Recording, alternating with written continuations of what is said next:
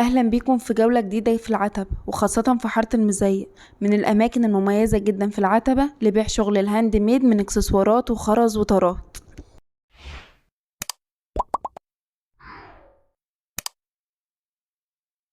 وقبل ما نبدأ جولتنا تعالى أقول لكم ازاي أنا رحت وإيه أسهل طريقة مواصلات تقدروا توصلوا لحارة المزين الموجودة في العتبة.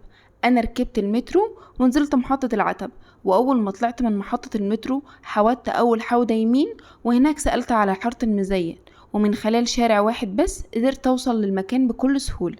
وأول ما توصلوا هناك هتلاقوا محلات على اليمين وعلى الشمال بيبيعوا نفس الحاجات، وكمان في ناس واقفة بستندات في الشارع، والأسعار بتختلف من محل للتاني. وزي ما في حاجات مشتركة ما بين المحلات، كمان في حاجات بتميز كل محل عن التاني. وانا صورت لكم جزئين من اجزاء كتيرة موجودة في حارة المزين، وهي الاكسسوارات والخرز وشغل الطراد.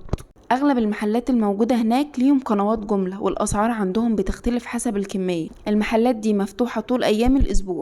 ومن الحاجات المشتركة اللي هتلاقوها في أغلب المحلات والاستندات الموجودة في الشارع هي الأكياس اللي بيبقى فيها الخرز، بيبقى فيها أشكال وألوان مختلف، والكمية اللي في الكيس بتبقى كمية معقولة، والكيس سعره 5 جنيه. كمان كان في شكل الخرز ده في العلب، كان في منها العلب دي فاضية بياخدوها برضو يحطوا فيها الخرز، وكان سعرها كويس جدا، والأشكال كانت بتختلف من مكان للتاني.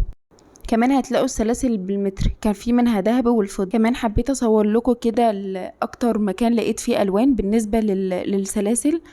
الحبل فيهم كان في منهم اسعار مختلفة، كان الاسعار هناك بتبدأ من 10 جنيه وطالع. في كمان الاشكال اللي هي الحجارة دي كان سعرها 30 جنيه. عايزة اقول لكم ان المكان ده اكتر مكان شفت فيه الوان مختلفة، وكمان الاشكال كانت جميلة جدا، وكل الدرجات اللي انتوا عايزينها هتلاقوها هناك. والحقيقة ان ما كانش السلاسل بس هي اللي كان فيها اشكال والوان، كمان شفت في المكان ده الخرز بيتعمل منه طبعا حاجات كتير جدا. اصحاب الشغل الهاند ميد عارفين، كان فيه منه جميع الالوان، والكيس كان فيه كمية كبيرة جدا. كمان من الحاجات المشتركة اللي هتلاقوها ما بين المحلات هي العلب اللي بتبقى موجودة، كل ما تدخلوا محل هتلاقوها موجودة فيها اشكال كتيرة للسلاسل، وكان فيه منها اشكال بتتباع كده فرداني، وكان فيه اشكال بتتوزن. طبعا بتختاروا حسب الاشكال الموجودة، كان في منها اشكال سيليكون، وكان في منها اشكال معدن. كمان كان في اشكال هناك حلوة جدا، والالوان بتاعتها كانت مختلفة، وكان في منها طبعا اشكال بتنور. والحقيقة ان الاسعار كانت متفاوتة، ما كانش سعرها واحد. الاشكال دي كانت عجباني جدا، كان سعر الواحد تقريبا 15 جنيه. كمان كانت موجودة الحاجات دي بتستخدم في تغليف الهدايا.